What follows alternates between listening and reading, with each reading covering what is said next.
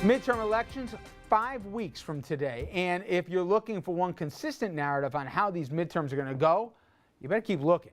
From Senate races, gubernatorial campaigns, House races, more, it seems less and less like there's any one dominant theme emerging here. Instead, we're seeing a whole lot of individual races not well connected to anything else. Now, Larry Sabato seems to be pretty good at when it comes to prognostication here, one of the best race analysts in the country, you could argue. He's trying to gauge these midterms, and he's telling radio host Michael Smerconish, good luck. In fact, he sees the midterms here as a themeless pudding, a patchwork of local races, but by all accounts, the GOP should have a bigger advantage. And the president's popularity numbers, we all know they're underwater, in fact, by double digits. And the midterms, usually reflections of referendums on the sitting president. Plus, second midterms historically go pretty hard against the incumbent party.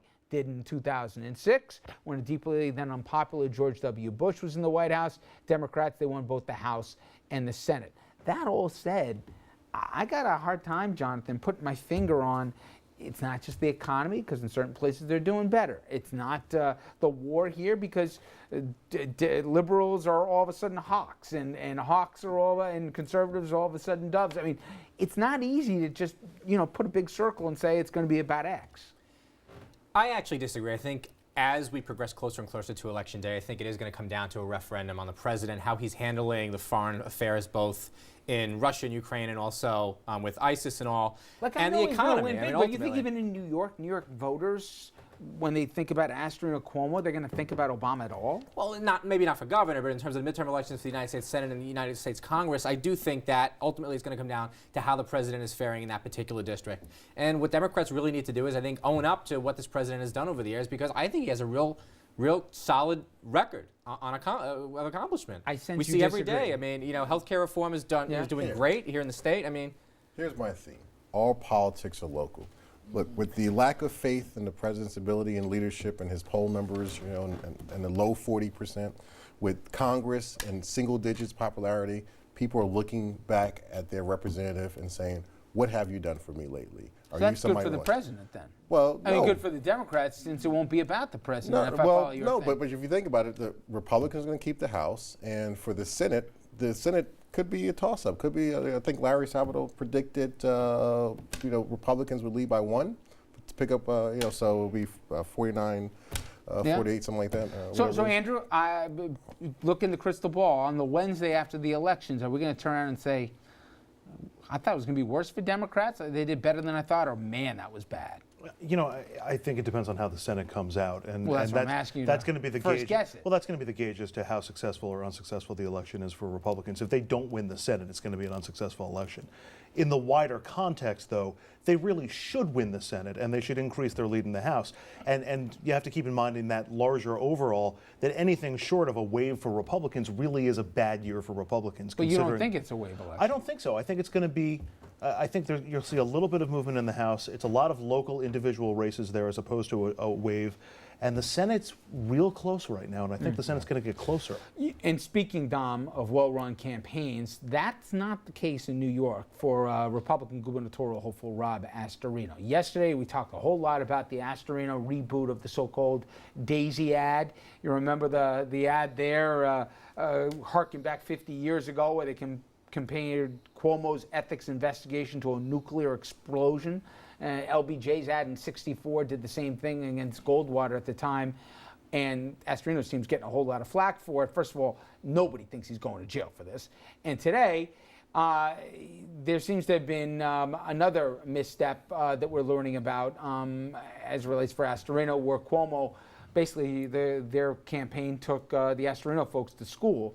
He accepted 2 debates, Cuomo did, one upstate, other on radio, on only radio, and both of them only on his terms. Not after negotiating the deal with Astorino. They accepted it. Astorino then turned around, and we got some good friends in the Astorino campaign. I'm sorry, guys, but you guys said you never even got the invite, but then when you looked a little closer, you found that it was in your spam folder.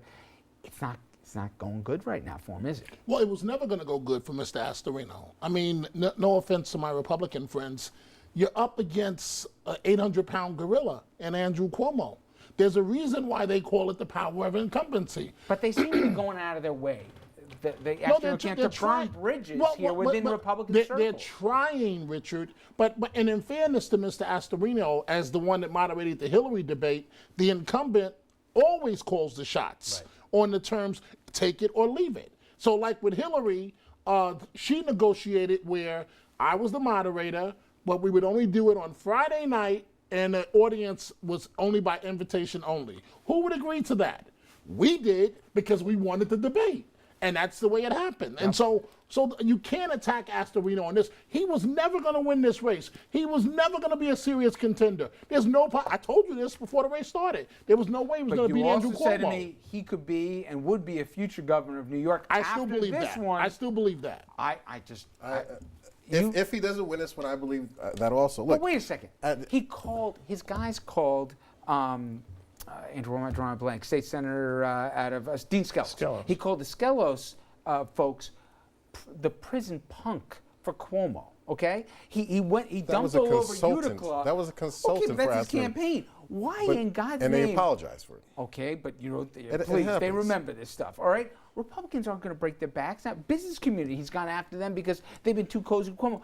In the end, 4 years from now, he's still got. It's not about Republican elected leaders. It's about the people, and that's what Rob Astorino has been taking the message. A Democrat, if the Democrat did the same thing, you really would. No, it's not. You really, no, if somebody no, on Cuomo's staff said that about somebody. No, but that's not the issue. The issue is Rob's message resonating among, and I forgive him because I've worked for him by saying Rob, but is Rob Astorino as governor, is his message resonating with people? And I think it is. People upstate are concerned about the economy. Everything you may say might be right, but there's style and substance. And my only point is, I don't get the strategy. And it won't make a difference in this election. People don't care that Cuomo only agreed to 2 debates. That's not going to make their decision when they go to the polls. What's going to make their decision is Common Core, the economy. Yeah, and Astorino's going to get his 42% of the vote, and that's going to be it. 40. You think he breaks? Yes. All right. I do. I think he'll get 40%. There we go. All right. Finally, I want to get to Connecticut, where former Governor John Rowland awaiting sentencing after his second conviction since resigning from office. Rowland conspired to pay for work on political campaigns, it's alleged, while disguising the payments in business deals. In fact, not alleged, convicted. He'll still get his $53,000 state pension because his first conviction in 2004 came before the state law took effect banning public officials convicted of a crime from collecting pensions. Andrew, I get it. This thing was grandfathered, but there are different states in this country that still you get your pension if you're convicted of something. Your job is to uphold the public trust. Your job is to represent the public. Why should the public, after you've defrauded them, have to continue to pay your pension going forward? I don't think you should, and I think in some of these cases where it's grandfathered.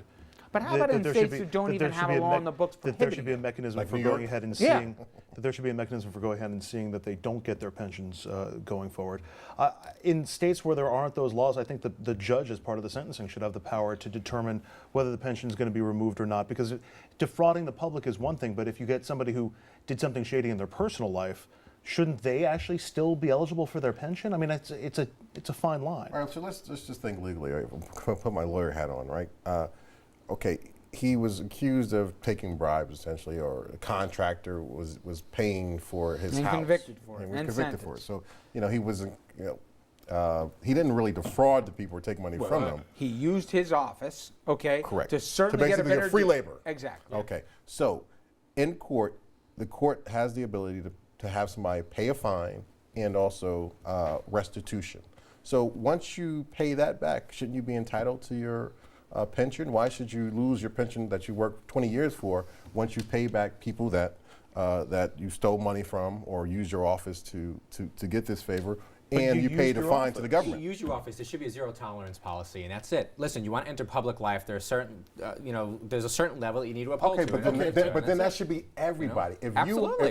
If you work for the MTA there's one thing and you steal money from the MTA, you should lose your pension. Now imagine how many people, regular ordinary workers, who would lose their pension. Then what happens to them? They stop doing it. No, they then apply for public assistance because they need money. You're not holding public officials to a higher standard than the guy who works at the MTA? No, it should be abroad. It should be along but one the way same to look standard at for it, everybody. They should be allowed to get their pensions. And here's one way to look at it. When you can dangle the pension as a prosecutor, in front of a public official. That's a powerful tool to force them to resign when they've done something wrong. If prosecutors don't have that tool of, listen, and they do this a lot with police officers when they quietly push them out the door. Leave now and you get your pension, or stay and you may lose everything. Right. In this case, a prosecutor can say, listen, Governor, you're going down one way or the other. Now, do you want to go down with your pension by resigning on your own, or do you want to go down the other way? But it is. But you know, the average Joe doesn't have that ability. You know, the That's average Joe true. does not have that ability. That's Just true. because you're governor doesn't make you better than the average Joe. That's true. And Right. you won't get a deal like and it's that. one thing when you're dealing with a cop or you're dealing with somebody from the MTA, but when you're dealing with an elected official, I mean, I would think we would hold them to a higher And standard. again, No, I'm there's not no saying doubt if the about guy it, gets should. busted with drugs, let's say, okay, that's bad, okay, throw him out. But when you use your office and you use your power of your office to basically get more favorable deals or whatever, or graft, yeah, you know what? But which one of them doesn't? Which elected official doesn't use their office? You've been tell around me too one long, public you official. different man. Tell me Here's the one other thing. official, They're Richard, not that all doesn't parking. use. I didn't say Parking. crooks right now. It takes me Not 20 at years. this 20 time. years They to be park wherever vested they in- want. It takes me 20 years They to be vested raise in my money pension. that way. If I've only been governor for 4 years, I should lose my whole pension. Let Or me should I go to use- break. We'll keep fighting about All right. it in that break here. But you at home, who do you agree with? Go to Facebook and Twitter and sound off on our question. That's an interesting point Dominic made about that. Maybe getting a conviction one way or the other. All right, should elected officials continue to get pensions after being convicted? All right, when we come back, a look at the fracking fight and calls for Governor Cuomo to get in the game here. Will he ever take a position on the issue? And we'll take you to Pennsylvania to show you firsthand how that debate's playing out there.